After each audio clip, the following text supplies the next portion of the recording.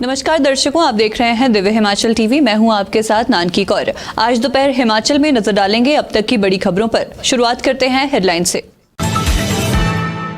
This bulletin is brought to you by Shoolini university Solan.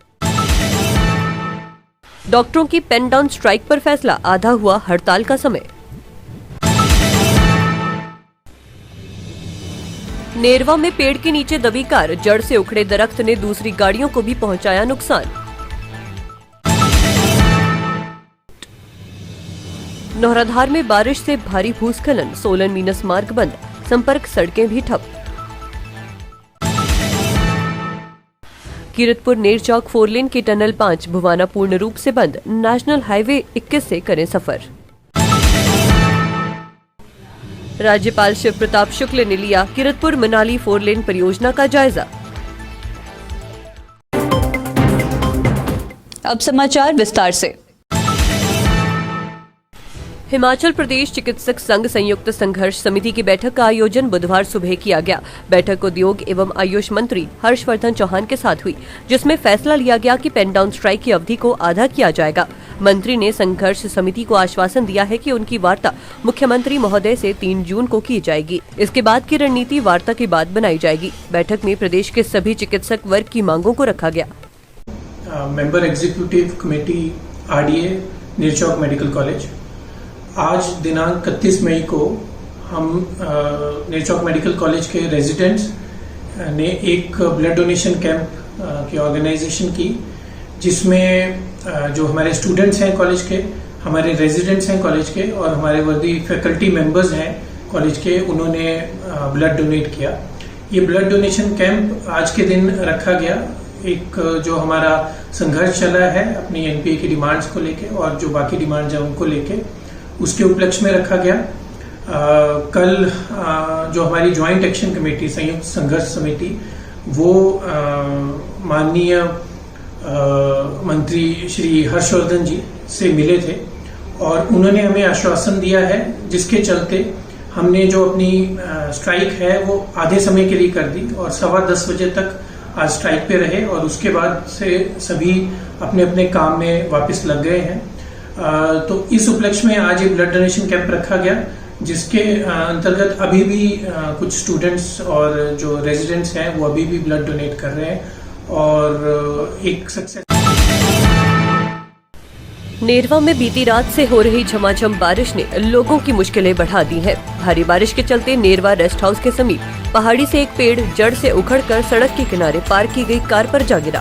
पेड़ के नीचे दबने से कार पूरी तरह क्षतिग्रस्त हो गई है, जबकि समीप खड़ी एक अन्य पिकअप गाड़ी को भी थोड़ा नुकसान हुआ है।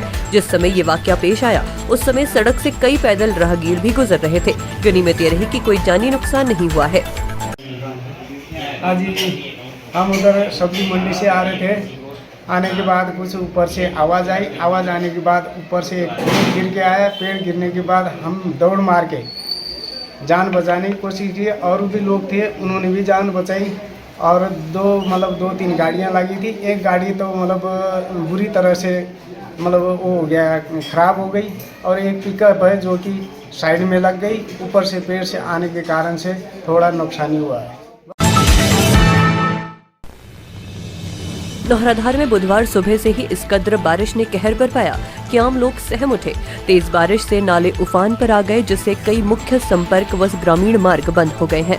सोलन मीनस मार्ग चांढा के समीप भारी भूस्खलन से बंद हो गया, जिससे आर पार आधा दर्जन बसें व छोटी गाड़ियां फंसी रहीं। मार्ग बंद होने से वाहनों की लंबी कतारें लगी रहीं, जिससे राहगीरों को दिक्कतें पेश आई।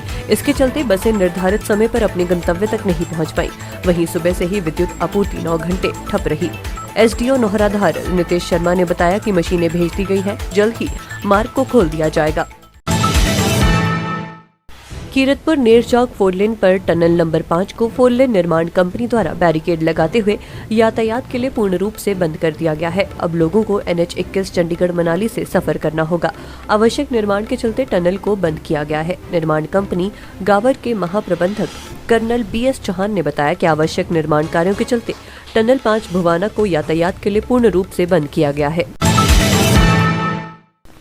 राज्यपाल शिव प्रताप शुक्ल ने बुधवार को अपने बिलासपुर जिला के दौरे के दौरान कीरतपुर मनाली 4 लेन परियोजना तथा भानुपल्ली बिलासपुर बेरी नई रेल लाइन परियोजना का निरीक्षण किया। उन्होंने भराड़ी में अंडरग्राउंड रेलवे क्रॉसिंग का निरीक्षण किया तथा टनल नंबर 1 में जाकर सुरक्षा व अन्य सुविधाओं का जायजा लिया। उन्होंने कीरतपुर में टनल नंबर 1 का निरीक्षण किया, जिसकी लंबाई 1.8 किलोमीटर है। उन्होंने कहा कि कीरतपुर से मनाली परियोजना प्रधानमंत्री नरेंद्र मोदी द्वारा राज्य को दी गई एक बड़ी सौगात है। मैं समझता हूँ कि जितना मैंने देखा है तो मैं ये देख रहा हूँ कि भारत सरकार ने हिमाचल के सरकार को बहुत बड़ी उपलब्धि दी है। ये टनल 1 फर्स्ट